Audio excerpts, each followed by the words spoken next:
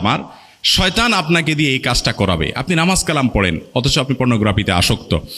তো এই ভয়াবহতাটা আগে অনুভব করতে হবে যে এটি কত ভয়াবহ। শরীয়তের জন্য নির্দিষ্ট হদ ঠিক করে দিয়েছে। এটা থেকে বাঁচার জন্য আমি সংক্ষেপে শুধু কারণগুলো বলে ফেলছি। নাম্বার এক নম্বর কারণ উপায় হলো যে আপনার একটা অপারেশন চালাতে হবে নিজের বিরুদ্ধে। প্রত্যেকটা মুমিনের ইমানের জাগরণ হয় কিছু কিছু সময়। ইদা হাব্বাত রুহুল ইমান ও রিহুল ইমান, যখন ইমানের হাওয়া বাতাস ভেতরে বইবে আপনি অনুভব করবেন, আপনি তখন সিদ্ধান্ত নিতে হবে, একটু কঠিন সিদ্ধান্ত, যে আমার মোবাইলটাকে আমি ফরম্যাট দিয়ে দিব, আমি বাটন ফোনে চলে যাব মাত্র 3 মাসের জন্য। এই প্রেসক্রিপশনটা আমি দিচ্ছি, মাত্র 3 মাসের জন্য আপনি বাটন ফোনে চলে যান, আপনি কোনো স্মার্টফোন রেখেন না হাতে।